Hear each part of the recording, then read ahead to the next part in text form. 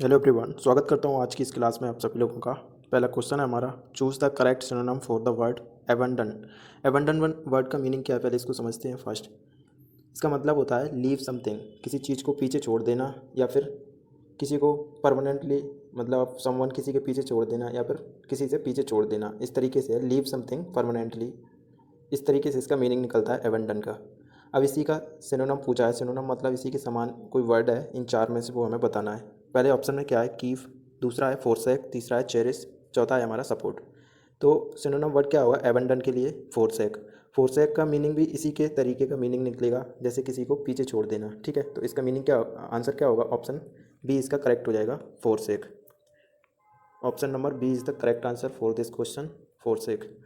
अच्छा, जो other word है वो तीन है, वो तीनों इसके एंटोनिम होंगे। एंटोनिम मतलब इसके विपरीत साउंड करेंगे वो, जैसे की पे नहीं रखना होता है, लेकिन अवेंडन मतलब होता है छोड़ देना, तो की पे नहीं रखना, चेरिस का ही वो निकलेगा मीनिंग सेम, रखना सपोर्ट करना, है ना। ये सारे इसके अपोजिट हो जाएंगे एवेंडन और फोरसेक के। तो ऑप्शन नंबर बी करेक्ट है इसके लिए। नेक्स्ट देखते हैं आगे।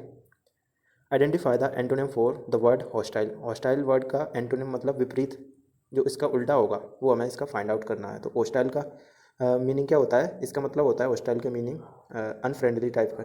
ठीक है, अनफ्रेंडली हॉस्टाइल का मीनिंग होता है, मतलब जो कि एक दोस्त ना, मतलब दोस्त नहीं है, उस सेंस में हम इसको देखेंगे हॉस्टाइल को, या फिर अग्रेसिव, या फिर र्यूड हम बोल सकते हैं। ठीक है, तो इसके लिए एंटोनिम क्या होगा, इसका जो एंटोनिम क्या होगा, इसका एंटोनिम होगा फ्रेंडली। ठीक है, हॉस्टाइल के समान वर्ड कौन से होगा इनमें, क्योंकि हॉस्टाइल के समान है इसमें एग्रेसिव होना, एंग्री होना, रूड होना, तो ये तीनों तो इसके समान हो गए, सिनोनिम हो गए, इनका मीनिंग एक जैसा निकलेगा।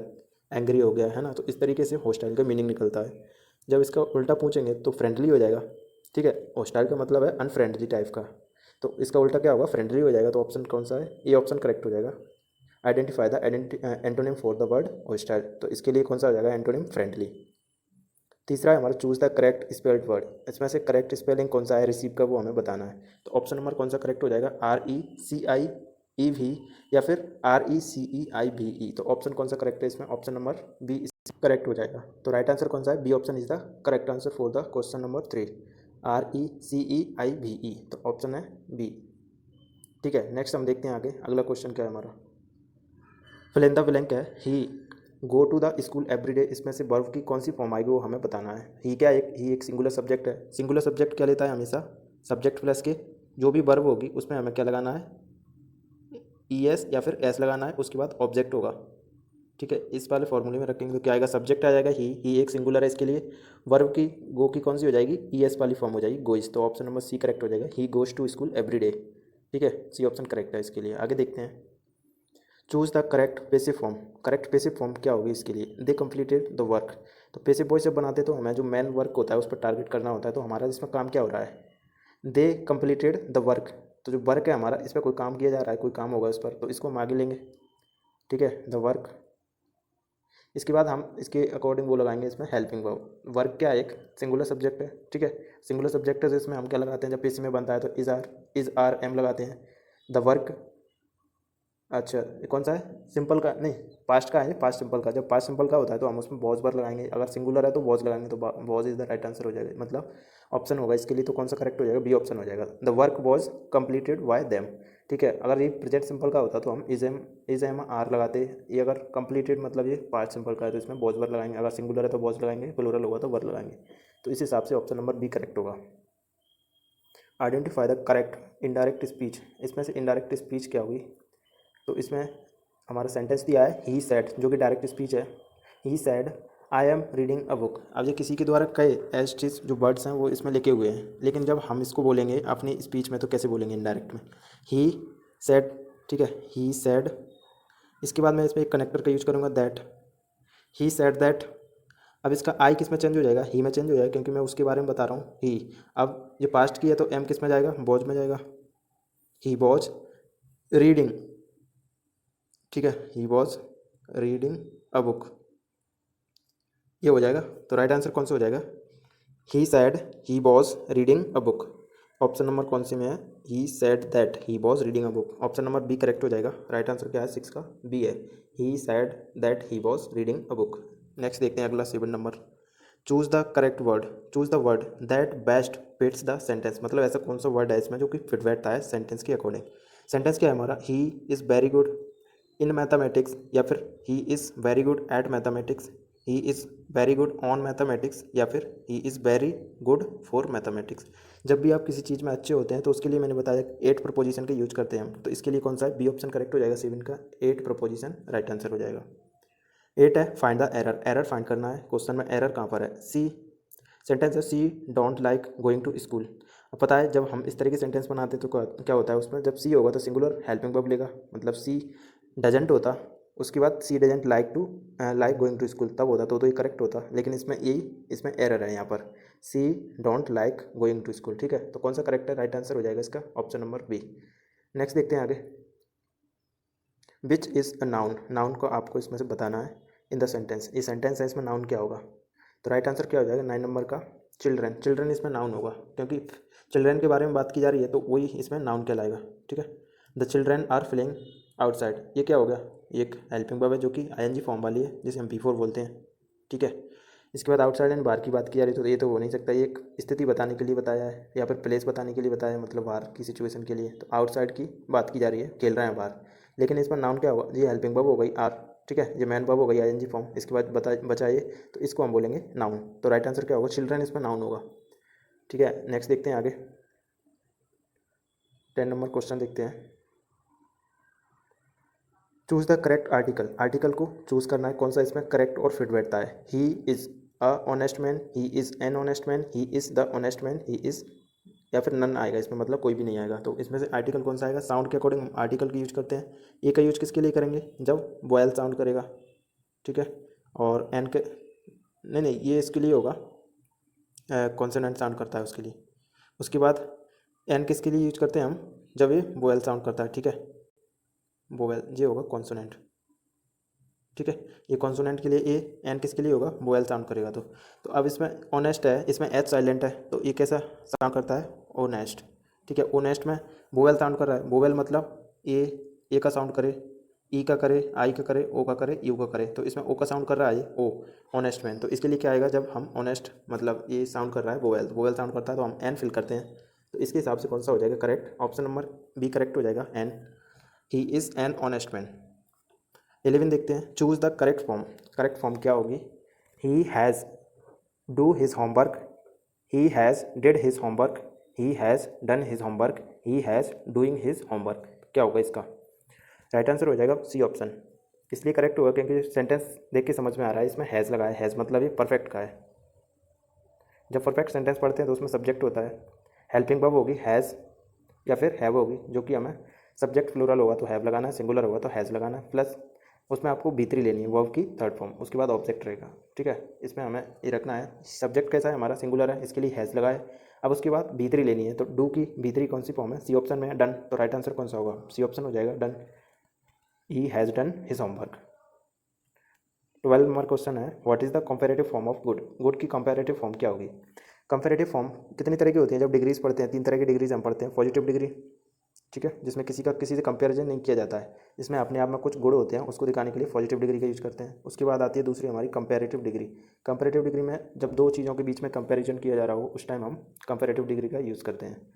तीसरी हमारी सुपरलेटिव डिग्री, सुपरलेटिव डिग्री में क्या होता है, एक जैसी कई चीज़ों में से किसी एक ही चीज़ की विशेषता बताई जा रही हो, उसमें कुछ सभी चीज़ों में से एक जैसी चीज़ों में से एक ही चीज़ में अच्छी क्वालिटी है तो उसी को बताया जा रहा है उस क्वालिटी को उसमें, तब तो वो सुपरलेटिव डिग्री कहलाएगी। फॉर एग्जांपल कई सारे माउंटेन्स हैं, उन सारे माउंटेन्स में से एक ऐसा माउंटेन्स है मतलब सब में बड़ा है तो उसकी विशेषता होगी, मतलब या तो उसको बोलेंगे टॉलेस्ट माउंटेन है फ्रॉम ऑल ऑफ देम। ठीक है, सभी में वो कैसा एक सबसे लंबा माउंटेन है। कंपैरेटिव डिग्री में क्या होगा, this mountain is taller than that one, ऐसे बोलेंगे तो क्या होगा, कंपैरिजन कर दिया मैंने, ये माउंटेन इससे बड़ा है। ठीक है, पॉजिटिव में दिस इज़ क्या बोल सकती हूँ मैं, टॉल, टॉल बोल सकते हैं, दिस इज़ टॉल माउंटेन। ठीक है, अगर मैं अकेले की बात कर रहा हूँ तो ये तो होगा इसकी फॉर्म। अब इसमें देखते हैं हम, ऑप्शन ए में क्या है, बेटर, बेटर मतलब गुड का बेटर होगा, सही तो है, मतलब ये कंपैरेटिव फॉर्म है इसका, गुड होता है जो कि पॉजिटिव फॉर्म है, बेटर होगा वो क्या होगा इसमें, बेटर होगा वो कंपैरेटिव होगा, इसके बाद बेस्ट होगा वो कौन सा होगा इसमें, सुपरलेटिव होगा। ठीक है, आगे देखते हैं, तो इसका क्या है, ऑप्शन में ए करेक्ट हो जाएगा। Choose the correct position, proposition, proposition कौन सा है इसमें करेक्ट, ही सेट, ही क्या है, सिंगुलर है, सेट क्या है, यहाँ पे V2 लगा दिया गया, मतलब सिंपल पास्ट का सेंटेंस है। फिर उसके बाद ऑब्जेक्ट है ना, और ऑब्जेक्ट है, तो सब्जेक्ट हो गया, V2 हो गया। अब इसके बाद ऑन द चेयर, मतलब वो बैठा, किस पर बैठा, on the chair, at the chair, in the chair, over the chair. तो इस तरीके की प्रपोजिशन मतलब कौन सा आएगा, जब तुम किसी चीज़ पर बैठ गए हैं, यहाँ पे सटा करके हमने रख दिया, तो जब चेयर पर बैठते हैं उसके लिए आप लगाएंगे इसमें ऑन प्रपोजिशन, ठीक है। The book are on the table, the books are on the table, इस तरीके से बोलेंगे, मतलब वो किसी चीज़ को ऊपर आपने रख दिया है, उसको टच करा करके उससे, तो वो ऑन द टेबल या फिर ऑन द बेड, इस तरीके की चीज़ें आएंगी। ओवर कब आता है, फॉर एग्जाम्पल के लिए ये हमारी एक टेबल है और ये वॉल है, दीवार है, इस पर ऊपर दीवार में घड़ी लगी हुई है, ठीक है। तो ये क्या है, over the table, the clock is standing over the table, ऐसे बोल सकते हैं। मतलब ओवर मतलब इससे टच नहीं कर रही, वो ऊपर है, इसके दीवार पर लगी हुई है, तो मैं इसको ओवर बोलूँगा, ठीक है। इनका बोलेंगे जब या तो किसी चीज़ के अंदर, कमरे के अंदर, स्कूल के अंदर, कुछ भी होगा, इनसाइड की बात की जा रही है, तो अब इन प्रोपोजिशन की यूज करेंगे, ठीक है। ऐट किसी जगह के लिए भी यूज कर सकते हैं हम, है ना, किसी विशेष प्लेस हो गया, स्पेशल जगह के लिए भी ऐट का यूज किया जा सकता है, ठीक है। तो कई तरीके से इनका अलग अलग तरीके से यूज कर सकते हैं। तो इसके लिए कौन सा राइट आंसर है, he sat on the chair. 14 में है choose the correct meaning of the word idiom. Idiom जो है इसका हमें बताना है, ब्रेक द आइस, इस ईडियम का मीनिंग क्या है। ब्रेक द आइस का मीनिंग है ब्रेक समथिंग, मतलब इसका कोई मीनिंग नहीं निकलता। ब्रेक समथिंग मतलब किसी चीज़ को तोड़ देना, ऐसा नहीं है, ये ईडियम का मीनिंग नहीं है। बी ऑप्शन क्या है, स्टार्ट अ कॉन्वर्सेशन, मतलब बातचीत स्टार्ट करना किसी के साथ, आप एकदम कंफर्टेबल फील कराना किसी, मतलब मेक पीपल कंफर्टेबल, ठीक है। तो इस तरीके की चीज़ें होंगी, तो आप इसमें बी ऑप्शन को करेक्ट करेंगे, स्टार्ट कॉन्वर्सेशन। आप किसी अनजान व्यक्ति से स्टार्ट कर देते हैं कॉन्वर्सेशन, बातचीत करना, और उसमें आप उसको मोर कंफर्टेबल फील कराते हैं, तो इस तरीके की सिचुएशन को ब्रेक द आइस हम बोल सकते हैं इन द मीडियम ईडियम, ठीक है। ईडियम में हम इसको ब्रेक द आइस बोलेंगे। तो इसके लिए ऑप्शन बी करेक्ट हो जाएगा, start a conversation. Which of the following is a conjunction, conjunction, conjunction कौन सा होगा इसमें। कंजंक्शन का मतलब होता है कनेक्टर, जब दो चीज़ों को कनेक्ट किया जाता है, ठीक है, उसके लिए हम कंजंक्शन का यूज करते हैं। कई तरह के कंजंक्शन हम पढ़ते हैं, जैसे एंड हो गया, और हो गया, आइदर और हो गया, ठीक है, आइदर और हो गया, नाइदर नॉर हो गया, बहुत सारे कंजंक्शन होते हैं इस तरीके से, नॉट ओनली बट ऑल्सो भी है एक। तो इस तरीके से बहुत सारे कंजंक्शन को हम यूज़ करते हैं। तो इसमें क्या है, कंजंक्शन एंड, इसमें कंजंक्शन हो जाएगा बी, सी ऑप्शन, ठीक है। बाकी के क्या होंगे, ये एडजेक्टिव होंगे। क्विकली, मतलब क्विकली इसमें क्या है, एक एडवर्ब है, ब्यूटीफुल एक एडवर्ब हो जाएगा, ऐसी ट्रुथ है। तो ये सारी चीज़ें कंजंक्शन नहीं है। तो इसमें ऑप्शन कौन सा है, एंड का यूज हम कनेक्ट करने के लिए दो सेंटेंसेस को उसका यूज करते हैं एंड का, तो ये इसमें कंजंक्शन हो जाएगा, सी ऑप्शन करेक्ट था। नेक्स्ट देखते हैं 16 में, identify the correct sentence. She going to market, B option है she go to market, she is going to market, she are going to market. She एक सिंगुलर सब्जेक्ट है, singular subject या तो अगर सिंपल प्रेजेंट का है तो S और एस लेगी, अगर ये कॉन्टिन्यूस का है, गोइंग इसमें क्या है, अगर बी ऑप्शन को देखें सी गो टू मार्केट, तो ये गलत हो जाएगा, क्योंकि सी गोइज टू मार्केट होता तो ये करेक्ट होता, तो बी ऑप्शन हमारा कट गया है, ए इसका नहीं होगा। ए ऑप्शन देखते हैं, सी गोइंग टू मार्केट, ये भी गलत हो जाएगा, क्योंकि सी के बाद अगर ये आईएनजी फॉर्म वाला है तो इसमें एज लेता, तो ये भी गलत है। She are going to market, ये भी गलत हो जाएगा, क्योंकि सिंगुलर के साथ एज लगता है, तो हमारा ऑप्शन नंबर सी बचा, she is going to market, ठीक है। Choose the correct plural form of child, child का प्लूरल फॉर्म क्या होगा, चिल्ड्रन होगा, ना कि चिल्ड्रंस होगा। ये तो दो तो वैसे कट गए, इसमें कंफ्यूज नहीं होना है कि एस और एस लगाएंगे, ठीक है। तो ऑप्शन कौन सा करेक्ट होगा, सी ऑप्शन करेक्ट हो जाएगा, children. Pick the correctly punctuated sentence, मतलब पंक्चुएशन मार्क पता है ना, जिसमें हम इस तरीके एक्सक्लेमेशन मार्क हो गया, ये हो गया, फुल स्टॉप हो गया, कॉमा हो गया, सेमी कॉलन हो गया, तो इस तरीके के जो मार्क होते हैं इनको हम बोलते हैं पंक्चुएशन मार्क, ठीक है। तो सेंटेंस में अलग अलग तरीके से इनका यूज होता है। जब इसमें वो देख बोलते हैं ना हम एक्सक्लेमेशन मार्क्स, तो उसका यूज़ करते हैं हम। फुल स्टॉप जब सेंटेंस खत्म होता है तब यूज़ करते हैं। क्वेश्चन मार्क में जब किसी से सवाल जवाब करते हैं तो उस सिचुएशन में आप क्वेश्चन मार्क का यूज़ करते हैं, ठीक है। तो इसमें क्या पूछा है, कौन सा इसमें करेक्ट, मतलब सही तरीके से पंक्चुएशन मार्क का यूज किया गया है, तो इसको हम पहले देखते हैं। पहले सेंटेंस को देखते हैं। पहला सेंटेंस है what is what's your name, what's your name, ठीक है। पहली बात तो इसमें व्हाट्स लिखा हुआ है, व्हाट्स, इसका मतलब अपोस्ट्रॉफी होती तो इसका मीनिंग निकलता व्हाट इज़, ठीक है। तो इसका कोई मीनिंग नहीं है, या तो ये हो जाएगा, इस तरीके से बोलते हैं ना, किसी का राम्स लिख देता हूँ मैं यहाँ पर, राम्स मतलब राम की, तो इस तरीके का साउंड देता है अगर ये इस तरीके से लिखा हुआ तो, ठीक है। तो इसमें क्या है, ये गलत है, व्हाट्स, इसका सेंस नहीं बनेगा। इसके बाद व्हाट्स योर नेम, या फिर व्हाट्स योर नेम, या फिर व्हाट इज़ योर नेम, तो कौन सा करेक्ट होगा इसमें, इसको पहले डिलीट करते हैं। पहला गलत है। दूसरा क्या है, व्हाट्स योर नेम, या फिर सी ऑप्शन है व्हाट्स योर नेम। दोनों में थोड़ा सा डिफरेंस है, ये गलत है। इनमें दोनों में डिफरेंस देखो, इसमें क्या लिखा है, टी के बाद अपोस्ट्रोफी लगी हुई है, व्हाट, तो इसका मीनिंग निकलेगा व्हाट इज, ठीक है, व्हाट इज योर नेम, तो बी ऑप्शन करेक्ट हो जाएगा। सी में नहीं है, सी में क्या है, व्हाट्स में सीधा एस लगा दिया, अपोस्ट्रोफी नहीं लगाई ऊपर। अपोस्ट्रोफी इसको बोलते हैं, मैं एक बार लिखता हूँ, व्हाट, यहाँ पे जो मैं ए लगा रहा हूँ उसके बाद एस लगा रहा हूँ, तो ए अपोस्ट्रोफी है। जब तक ये नहीं लगेगी तो ये गलत होगा। इसका मीनिंग निकलेगा जब इसको तोड़ेंगे तो व्हाट इज, व्हाट इज, ठीक है, तो व्हाट इज योर नेम, तो बी ऑप्शन करेक्ट होगा। और डी में क्या है, what is your name, question जो सेंटेंस है वो तो सही है, लेकिन इसमें जो मार्क है ना, इसमें क्वेश्चन मार्क नहीं है, इसलिए इनकरेक्ट हो जाएगा।